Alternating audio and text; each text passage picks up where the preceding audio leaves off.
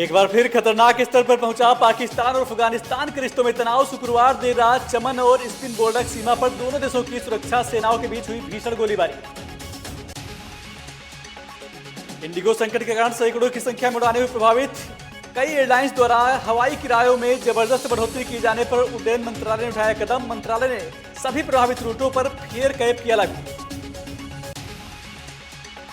पंचकुला में 11वां India international science festival 2025 भव्य रूप से हुआ शुरू। केंद्रीय विज्ञान एवं प्रौद्योगिकी राज्य मंत्री डॉक्टर जितेंद्र सिंह ने किया फेस्टिवल का उद्घाटन।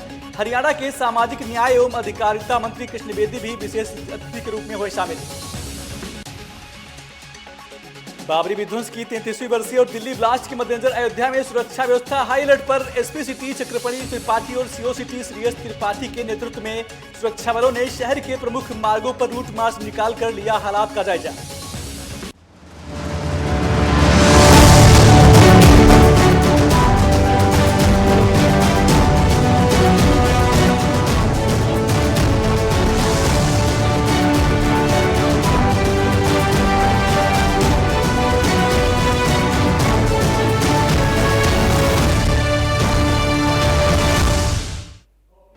नमस्कार, पीएटी न्यूज देख रहे हैं आप। मैं हूं आपके साथ संदीप तिवारी। पाकिस्तान और अफगानिस्तान के रिश्तों में एक बार फिर तनाव खतरनाक स्तर पर पहुंच गया है। शुक्रवार देर रात चमन और स्पिन बोर्डक सीमा पर दोनों देशों की सुरक्षा सेनाओं के बीच भीषण गोलीबारी हुई। इस दौरान भारी हथियारों और मोर्टार का इस्तेमाल किया गया, जिससे पूरे सीमावर्ती इलाके में अफरा तफरी और दहशत का माहौल बन गया। यह घटना सऊदी अरब में हुई शांति वार्ता के विफल होने के महज 2 दिन बाद सामने आई है। स्थानीय लोगों के अनुसार शाम होते होते अचानक फायरिंग शुरू हो गई, जो लंबे समय तक जारी रही। दोनों ओर से लगातार गोलियां और मोर्टार दागे गए। हमले की तीव्रता इतनी अधिक थी कि सीमा के दोनों ओर बसे सैकड़ों परिवार अपना सामान तक नहीं समेट सके और जान बचाने के लिए घर छोड़कर सुरक्षित स्थानों की ओर भागने पर मजबूर हो गए।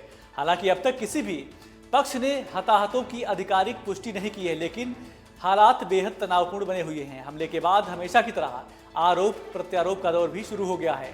अफगान तालिबान के प्रवक्ता जबीउल्लाह मुजाहिद ने दावा किया है कि पाकिस्तानी बलों ने पहले हमला किया, जिसके कारण अफगान सीमा वार्डों को आपको बता दें कि अफगान सीमा गार्डों को जवाबी कार्रवाई करनी पड़ी। दूसरी ओर पाकिस्तान ने इस आरोप को पूरी तरह खारिज कर दिया है। प्रधानमंत्री के प्रवक्ता मुशर्रफ जैदी ने कहा कि अफगान बलों ने अकारण फायरिंग की और पाकिस्तान अपनी संप्रभुता की रक्षा के लिए पूरी तरह तैयार है। आपको बता दें कि दोनों देशों के बीच अक्टूबर में भी घातक संघर्ष हुआ था, जिसमें कई लोगों की जान चली गई थी। शांति वार्ताओं में प्रगति न होने से दोनों पड़ोसी देशों के रिश्ते लगातार तनावपूर्ण बने हुए हैं।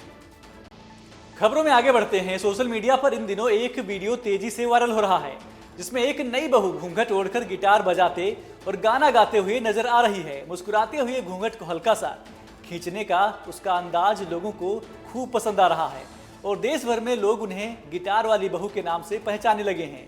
ये वीडियो 30 नवंबर 2025 को महिला संगीत के दौरान रिकॉर्ड किया गया था और देखते ही देखते पूरे देश में फैल गया। वायरल वीडियो में नजर आ रही बहू तान्या सिंह गाजियाबाद के मोदी नगर क्षेत्र के मोहम्मदपुर कदीम गांव के रहने वाले आदित्य गौतम की पत्नी हैं। मूल रूप से एटा की रहने वाली तान्या इस समय सहारनपुर के मुन्ना लाल देवी डिग्री कॉलेज में असिस्टेंट प्रोफेसर हैं। शादी में जब मुंह दिखाई की रस्म चल रही थी तो उन्होंने पहले ढोलक पर गाना गाया, लेकिन पति आदित्य के कहने पर गिटार उठाया और एक दिन आप यूं ही हमको मिल जाएंगे गीत गाकर सभी को मंत्रमुग्ध कर दिया। उसी पल को लोगों ने रिकॉर्ड कर सोशल मीडिया पर डाल दिया। तान्या का संगीत से जुड़ाव बचपन से रहा है। उन्होंने आगरा के एक संगीत विद्यालय से प्रशिक्षण लिया, जबकि गिटार उन्होंने कोविड लॉकडाउन के दौरान खुद सीखा। घूंघट को लेकर उठी चर्चाओं पर तान्या ने साफ कहा कि ये उनकी इच्छा थी, कोई मजबूरी नहीं। 28 नवंबर 2025 को उत्तराखंड के आपको बता दें कि त्रियुगी नारायण मंदिर में सादगी से विवाह करने वाले तान्या और आदित्य अब परिवार के साथ खुश हैं। तान्या का कहना है कि आगे भी वे गाने रिकॉर्ड कर सोशल मीडिया पर साझा करती रहेंगी। बाबरी विध्वंस की 33वीं बरसी और दिल्ली ब्लास्ट के मद्देनजर अयोध्या में सुरक्षा व्यवस्था को हाई अलर्ट पर रखा गया है। एसपी सिटी चक्रपाणी त्रिपाठी और सीओ सिटी श्रेयस त्रिपाठी के नेतृत्व में सुरक्षा बलों ने शहर के प्रमुख मार्गों पर रूट मार्च निकालकर हालात का जायजा लिया। पुलिस और पैरामिलिट्री फोर्स ने चौक चौराहों, बाजारों और भीड़ भाड़ वाले स्थानों पर फ्लैग मार्च कर लोगों में भरोसा बढ़ाया। अयोध्या की सीमाओं और मुख्य प्रवेश बिंदुओं पर सघन चेकिंग अभियान जारी है। जहां हर वाहन और यात्रियों की कड़ी निगरानी की जा रही है। सुरक्षा एजेंसियों का उद्देश्य शहर में शांति बनाए रखना और श्रद्धालुओं व आम जनता को ये संदेश देना है कि अयोध्या पूरी तरह सुरक्षित है। खबरों में आगे बढ़ते हैं। हमीरपुर के मौदहा कस्बे में प्रशासन ने अवैध नशीली दवाओं की बिक्री के खिलाफ बड़ी कार्रवाई की है। शुक्रवार को SDM Karnveer Singh, drug inspector Manoj, CO Rajkumar Pandey और कोतवाल संतोष सिंह की टीम ने मलिकुआं चौराहा स्थित श्री नारायण मेडिकल स्टोर पर छापा मारा। छापे में बड़ी मात्रा में फर्जी दवाएं और प्रतिबंधित कोडिन युक्त सिरप बरामद हुआ है। टीम ने मौके पर ही मेडिकल स्टोर के गोदाम को सीज कर दिया और संचालक को 3 दिन में दवाओं की खरीद बिक्री का पूरा रिकॉर्ड प्रस्तुत करने का आदेश दिया गया है। कार्रवाई की सूचना फैलते ही कस्बे के अन्य मेडिकल स्टोर संचालकों में हड़कंप मच गया और कई दुकानदार दुकानों में ताले डालकर फरार हो गए। प्रशासन ने ऐसे कारोबारियों पर सख्त कार्रवाई जारी रखने की चेतावनी दी है। बेसिकली इस बारे में पूर्व से सूचनाएं प्राप्त हो रही थी कि जो यहाँ के युवा है वो कप सिरप और इस टाइप से जो कि जिनमें के अल्कोहल ज़्यादा होता है वो परचेज करके वो नशा वशा करते हैं और कुछ नशे से जुड़ी हुई टैबलेट भी हैं जिनके बारे में ये सूचना थी कि ये लोग कुछ मेडिकल स्टोर बेच रहे हैं। उसी के क्रम में सूचना प्राप्त हुई थी जहाँ पे हमने छापा मारा। इस मेडिकल स्टोर का नाम श्री नारायण मेडिकल स्टोर। वहाँ पे हमने उनका दुकान का भी जो है मुआयना किया। उसमें मेरे साथ ड्रग इंस्पेक्टर और हमारे इंस्पेक्टर साहब और पुलिस क्षेत्राधिकारी महोदय भी थे।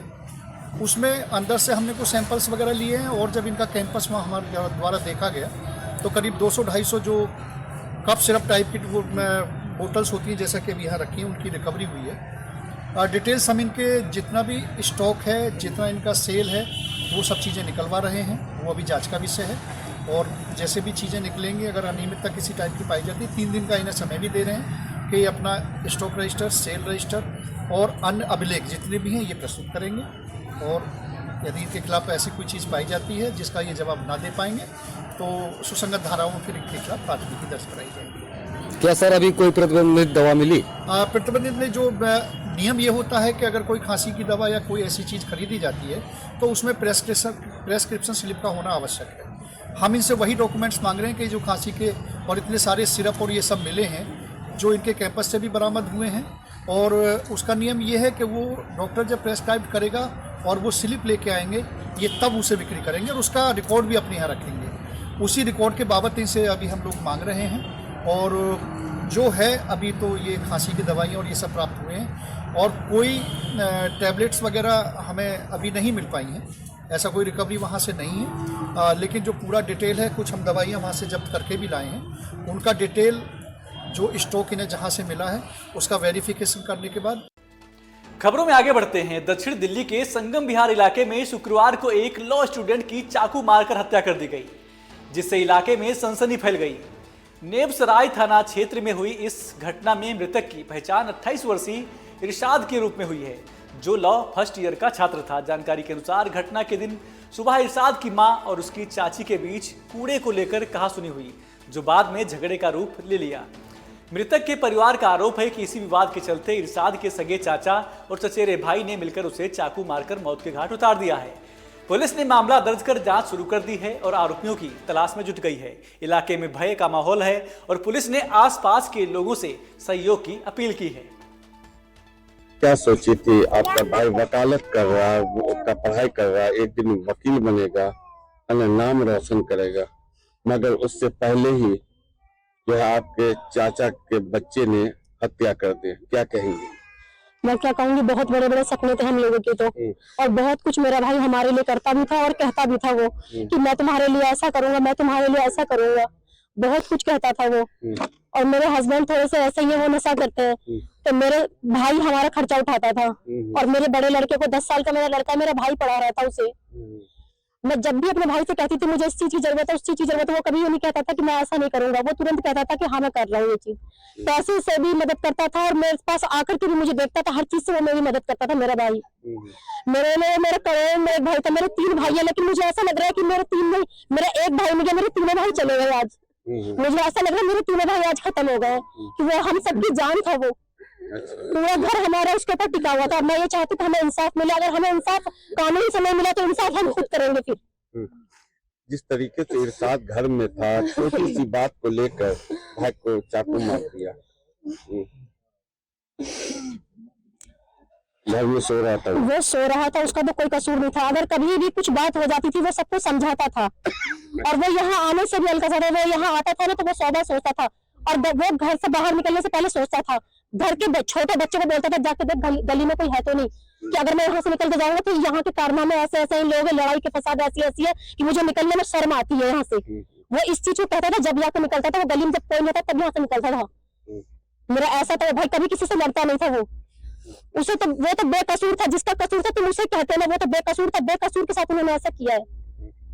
जो मारे हैं वो कौन है बताइए? जिसने मारा वो मेरे सगे चाचा है, सगे चाचा का लड़का है। पुलिस से क्या आप चाहती हैं? हम तो पुलिस से यही चाहते हैं, और पुलिस से भी सरकार से भी हम यही चाहते हैं कि हमारे साथ इंसाफ होना चाहिए। जिस तरीके से हमारा भाई चला गया, हम चाहते हैं कि हमारे साथ इंसाफ हो। अगर ये इंसाफ पुलिस करेगी तो ठीक है, नहीं तो हम ये इंसाफ खुद करेंगे, और हम उसकी मैयत को भी नहीं दफन होने देंगे।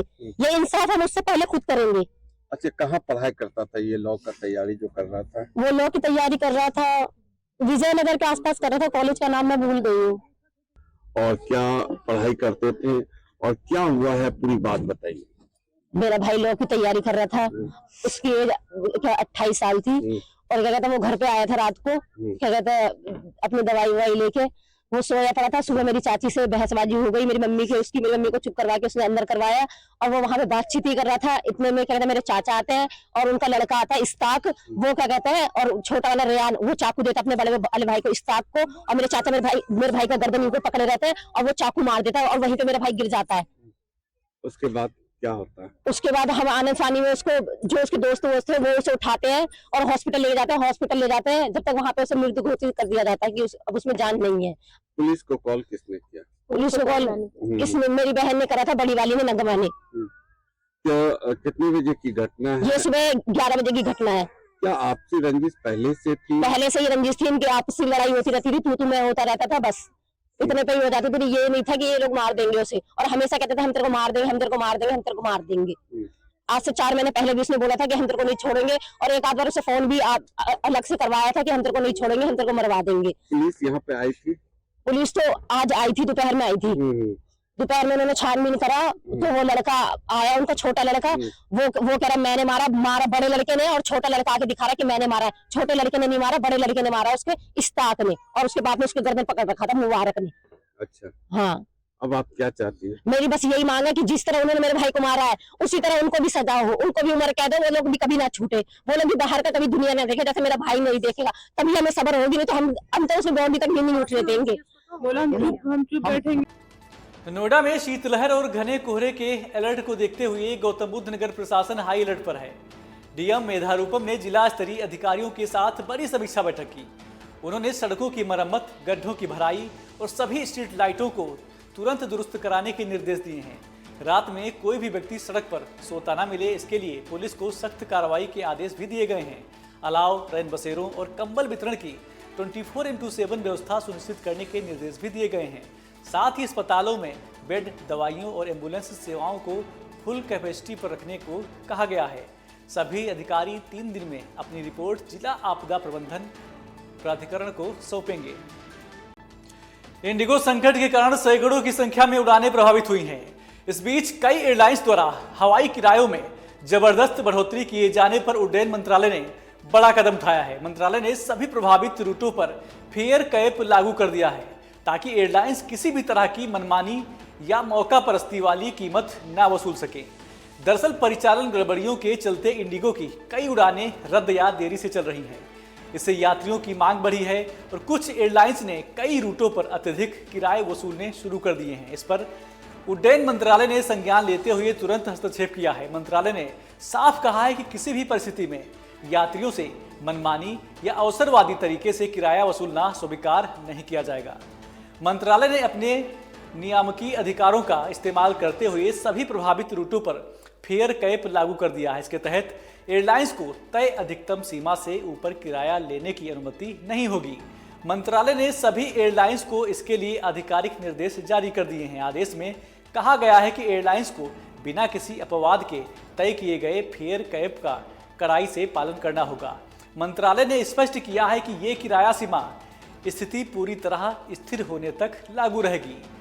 MOCA का कहना है कि इस कदम का उद्देश्य मार्केट में मूल्य अनुशासन बनाए रखना, संकट में फंसे यात्रियों के शोषण को रोकना और उन नागरिकों को राहत देना है जिन्हें तुरंत यात्रा करनी पड़ती है, जैसे वरिष्ठ नागरिक, छात्र और मरीज। मंत्रालय ने कहा है कि इन वर्गों को भारी किराया वसूली के कारण अधिक बोझ में नहीं धकेला जा सकता है। उड्डयन मंत्रालय रियल टाइम डेटा के आधार पर किरायों की निगरानी कर रहा है। इसके अलावा एयरलाइंस और ऑनलाइन ट्रैवल प्लेटफॉर्म्स के साथ लगातार समन्वय भी किया जा रहा है ताकि किसी भी तरह की अनियमितता पर तुरंत कार्रवाई की जा सके। मंत्रालय ने चेतावनी दी है कि तय मानकों से किसी भी प्रकार की गड़बड़ी होने पर तुरंत सुधारात्मक कार्रवाई की जाएगी। स्वदेशी अपनाओ घर घर पहुंचाओ अभियान के तहत पंचकूला के सेक्टर 5 स्थित शालीमार ग्राउंड में 19 से 28 दिसंबर तक स्वदेशी मेला आयोजित किया जाएगा। मेले में 40 से अधिक स्वदेशी स्टॉल लगाए जाएंगे, जिनमें भारतीय उत्पाद, पारंपरिक वस्तुएं, कला, संस्कृति और वेशभूषा की झलक देखने को मिलेगी। प्रेस वार्ता में मेले के संयोजक राजेश गोयल ने बताया कि मेला भारतीय संस्कृति और स्थानीय उत्पादों को बढ़ावा देने के उद्देश्य से आयोजित किया जा रहा है। उन्होंने बताया कि मेले का शुभारंभ हरियाणा के मुख्यमंत्री नायब सिंह सैनी करेंगे, जबकि केंद्रीय मंत्री और अन्य प्रमुख नेता भी शामिल होंगे। मेले में पारंपरिक कला, खाद्य सामग्री, हैंडीक्राफ्ट और आयुर्वेदिक उत्पाद उपलब्ध रहेंगे। स्थानीय कलाकारों को मंच देकर स्वदेशी प्रतिभा को प्रोत्साहित किया जाएगा। नमस्कार। आज आप सब पत्रकार बंधुओं को अपना जो 19 दिसंबर से 28 दिसंबर तक शालीमार ग्राउंड सेक्टर 5 पंचकूला में स्वदेशी जागरण मंच पंचकूला की ओर से स्वदेशी महोत्सव का जो आयोजन हो रहा है उसके संबंध में आज की ये वार्ता है। मित्रों, हम सब जानते हैं कि भारत को समृद्ध, संपन्न, सशक्त, आत्मनिर्भर, विकसित बनाने के लिए आज स्वदेशी की बहुत बड़ी आवश्यकता है। देश के सभी विद्वान, शासक, प्रशासक, सामाजिक धार्मिक संगठन, व्यापारी नेताओं ने ऑपरेशन सिंदूर के बाद दिल्ली में बैठकर एक बड़ा चिंतन किया कि हम अपनी अर्थव्यवस्था को कैसे मजबूत कर सकते हैं, कैसे दुनिया के अंदर भारत की अर्थव्यवस्था ये $5 ट्रिलियन की आने वाले समय में जल्दी से जल्दी बन सकती है, और कैसे ऑपरेशन सिंदूर में दुश्मन देशों का साथ देने वाले शत्रु देशों को हम सबक सिखा सकते हैं। तो उसमें से एक ही निष्कर्ष निकला कि भारत को, भारत के लोगों को अधिक से अधिक अपनी इंडिजीनियस भारतीय मार्केट को बूस्ट करना पड़ेगा। प्रोडक्शन के लिए भी, कंजप्शन के लिए भी, हमारा उपभोग भी बढ़े, हमारा प्रोडक्शन भी बढ़े। उसी दृष्टि से सब लोगों ने मिलकर देश में एक बड़ा जन जागरण स्वदेशी के प्रति चलाने का निर्णय किया, और उसी श्रृंखला में नागपुर में भारत के 100 से अधिक व्यापारिक संगठनों के नेताओं की एक बड़ी 3 दिन की सभा हुई। उसमें कैट के नेतृत्व में सबने निर्णय किया कि हम देश भर में एक ऐसी 4 यात्राएं नागपुर से प्रारंभ करेंगे जो देश के कोने कोने में जाएगी, व्यापारियों को भी, जनता को भी जागृत करेगी। उसी श्रृंखला में अपने पंचकुला जिले में भी गत मास में अपनी स्वदेशी संकल्प यात्रा हुई, जो पंचकुला जिले के 100 से अधिक गांवों में, 100 से अधिक कॉलोनियों में गई, और लगभग 31,500 लोगों ने उस कार्यक्रम में आकर स्वदेशी अपनाने का संकल्प लिया। उसी को और अधिक ध्यान में गंभीरता हम सबको आई होगी कि आदरणीय प्रधानमंत्री जी ने इस बार 15 अगस्त को लाल किले की प्राचीर से स्पष्ट शब्दों में भारत की जनता का आह्वान किया कि भारत को आगे बढ़ाने के लिए हमको स्वदेशी का उपयोग करना है। और आज निरंतर वो हर सभा में बोलते हैं। कल ही केंद्रीय मंत्री, गृह मंत्री आदरणीय श्री अमित शाह जी ने अहमदाबाद में स्वदेशी जागरण मंच के आयोजित होने वाले बड़े मेले का उद्घाटन किया है। उन्होंने अपनी फेसबुक से भी उसको प्रसारित किया है। तो उसी श्रृंखला में अपने पंचकुला जिले में भी इधर ट्राई सिटी और हरियाणा का प्रांत स्तरीय ऐसा एक स्वदेशी मेला, स्वदेशी महोत्सव के रूप में 19 दिसंबर से 28 दिसंबर तक 10 दिन का अपने पंचकुला के सबसे बड़े ground, Dussehra ground, Shalimar ground sector 5 में होगा। प्रदेश के माननीय मुख्यमंत्री श्री नायब सिंह सैनी जी, आदरणीय राज्यपाल महोदय, केंद्रीय मंत्री, हरियाणा सरकार के सभी मंत्री, संतगण, स्वामी ज्ञानानंद जी महाराज, स्वामी संपूर्णानंद जी महाराज, बड़े बड़े सेलिब्रिटी, भजन सम्राट कन्हैया मित्तल जी, पंजाबी गायक शमिंदर शम्मी जी, हरियाणवी गायक गजेंद्र फोगाट और महावीर गुड्डू, ऐसे सब प्रकार के संतवृंद, नेता, सामाजिक धार्मिक नेतृत्व सब उस मेले के अंदर अपना कंट्रीब्यूशन देने के लिए आ रहे हैं। 250 से अधिक स्टॉलों का बाजार सजेगा, आकर्षक झूले होंगे, स्वादिष्ट व्यंजनों का फूड कोर्ट होगा, भारत, भारतीयता, हरियाणा, कला संस्कृति को दिखाने का, विरासत को दिखाने का बड़ा मंडपम सजा होगा और ऐसा सब लोग उत्साह से, उमंग से भारतीयता का, स्वदेशी का उत्सव मनाएं, उस नाते से ये कार्यक्रम का आयोजन किया है, जिसमें अलग अलग वर्गों को बुलाने के लिए अनेक प्रकार के कार्यक्रमों की रचना की है। युवाओं की प्रतियोगिता होगी, बच्चों के स्कूलों की प्रतियोगिता होगी, गुरु तेग बहादुर जी पे लाइट एंड साउंड शो होगा, हर रोज रात को कल्चरल नाइट होगी।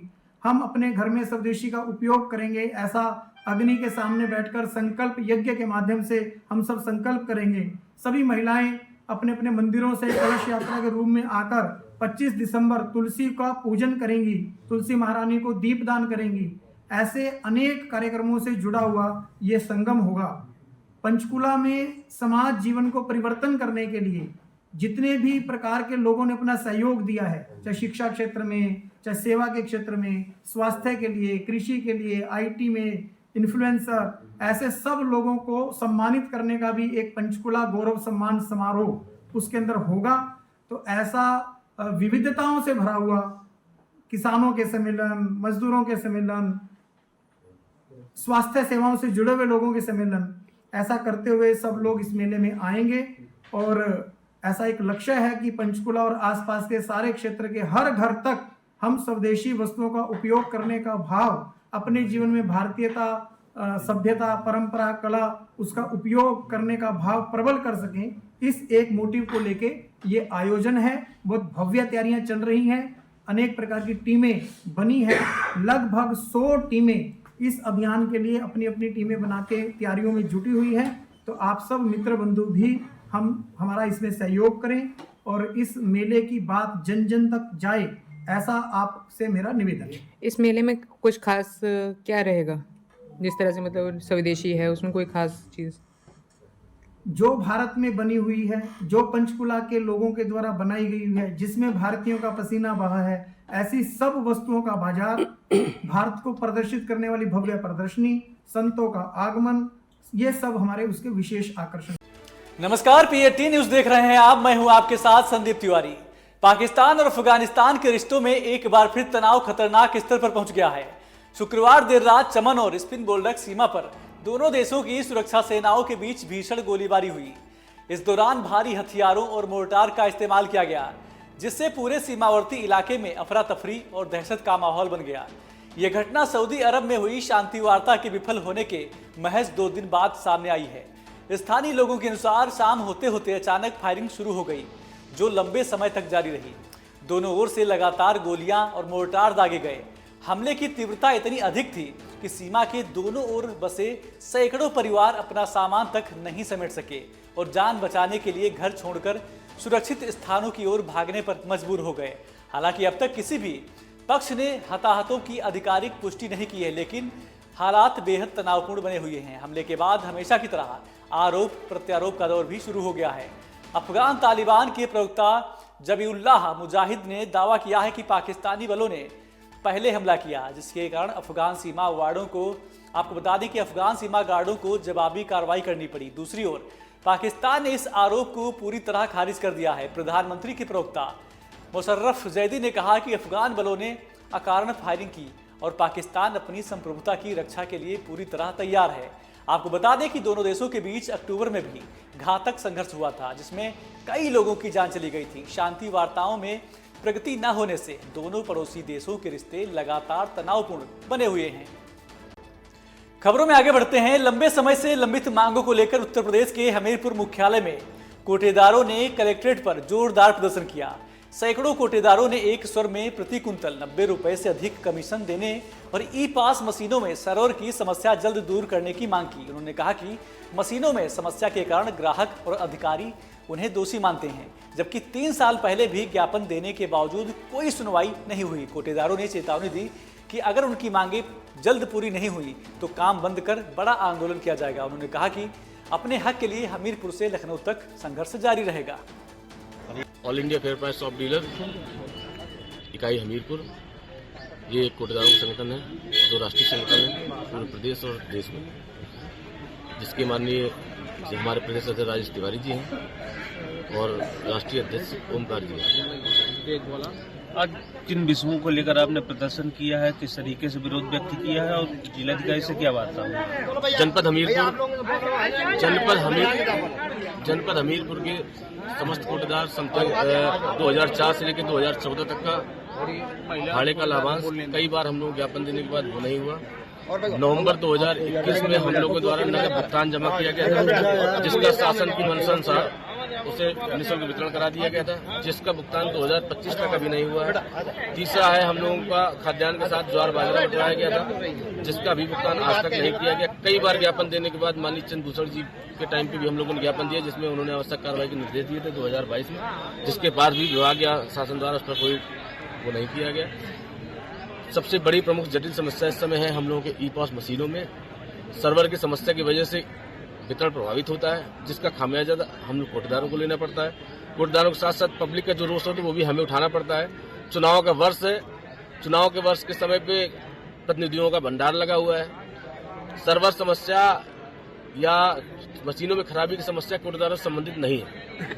कोई मुद्दा नहीं मिलता है तो जनप्रतिनिधि लोग कोटेदारों को ही लगाते हैं कि नहीं वो राशन नहीं दे रहे हैं, राशन खराब जो भी है मशीनों खराब है। कोई भी प्रतिनिधि इस पे समस्या को समाधान नहीं कर रहा है कि सर्वर की समस्या हमसे निदान नहीं होती। जब से मशीनें ये आई हैं नई वाली, तब से लगातार समस्या है।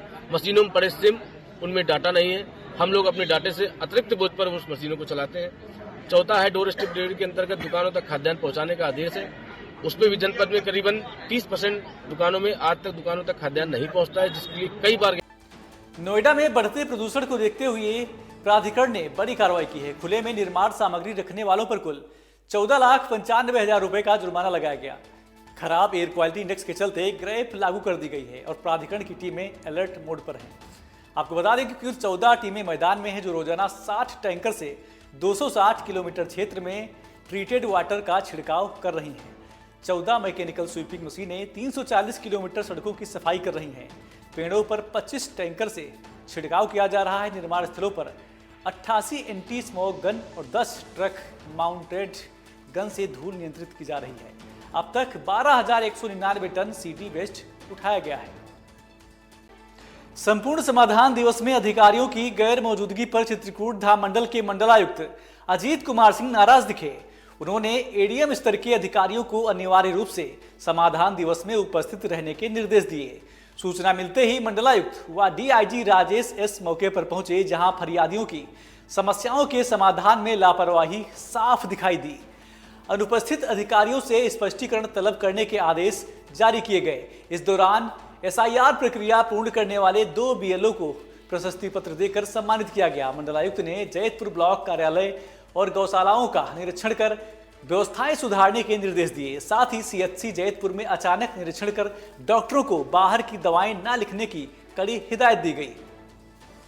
गांवों की समस्याएं हैं उनका तत्कालीन निस्तारण करें। पंचायत सचिव, पंचायत सहायक गांव में बैठें और इसके अतिरिक्त जो 15वां वेतन है उसके जो पैसे हैं उनका सही यूटिलाइज हो ताकि आम आदमी को उसका लाभ हो। और इसके बाद गौशालाओं में सही व्यवस्था हो, तिरपाल वगैरह की और लाभ वगैरह जलाने की, ताकि गौओं को किसी प्रकार की कोई दिक्कत ना हो और उनका समय से भुगतान हो जिनका है। तो ये सब चीज़ देखा गया और सभी कर्मचारी, सभी अधिकारी समय से उपस्थित रहें। और जो आवास है, प्रधानमंत्री आवास योजना के अंतर्गत जो आवास दिए जाते हैं उसमें पात्रों को उसका लाभ मिले और उसका सर्वेक्षण ठीक से हो, ताकि दिव्यांग हैं, विधवाएं हैं, वृद्ध हैं, जो पात्र हैं उनको तत्काल उनका उसका लाभ मिल सके। सर, महुआ जनपद सहित मंडल में एसआईआर का कितने प्रतिशत कार्य पूर्ण हो चुका है? और एसआईआर का तो अच्छे प्रोग्रेस है हमारी, लगभग 86 इधर है और अलग अलग इसमें 80% 90% ऐसे तक हो गया। एसआईआर में हमारा ठीक है। अच्छा चल रहा है। हमने 2 बीएलओ को सम्मानित भी किया आज। ठीक। खबरों में आगे बढ़ते हैं। उत्तर प्रदेश के अमेठी जनपद में विशेष गहन पुनरीक्षण यानी एसआईआर अभियान तेजी पकड़ चुका है। जिले भर में अब तक 87% से अधिक मतदाता फॉर्म ऑनलाइन अपडेट हो चुके हैं। बीएलओ में गांव-गांव जाकर घर घर मतदाता विवरण एकत्र कर रही हैं। प्राथमिक विद्यालयों के शिक्षक भी इस अभियान में सक्रिय भूमिका निभा रहे हैं। फॉर्म भरवाने से लेकर ऑनलाइन अपडेट तक की प्रक्रिया सुचारू रूप से जारी है। बढ़ी हुई समय सीमा के बाद कार्य की गति में और वृद्धि हुई है। प्रशासन का दावा है कि जल्द ही पूरे जिले के फॉर्म 100% ऑनलाइन फीड किए जाएंगे।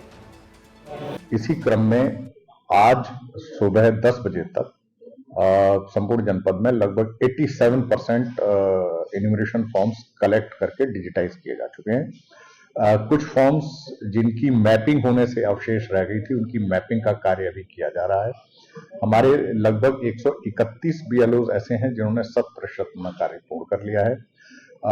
यदि मैं असेंबली कॉन्स्टिट्यूएंसी वाइज बात करूं तो हमारी तिलोई विधानसभा इस क्रम में सबसे आगे है और अभी अमेठी विधानसभा को थोड़ा कार्य ज्यादा करने की आवश्यकता है, लेकिन हमारा विश्वास है कि हम आने वाले 7 या 8 तारीख तक इस कार्य को 100% पूर्ण कर लेंगे। किस तरीके से दिशा निर्देश दिए जा रहे हैं जहां पर अभी धीमा है काम?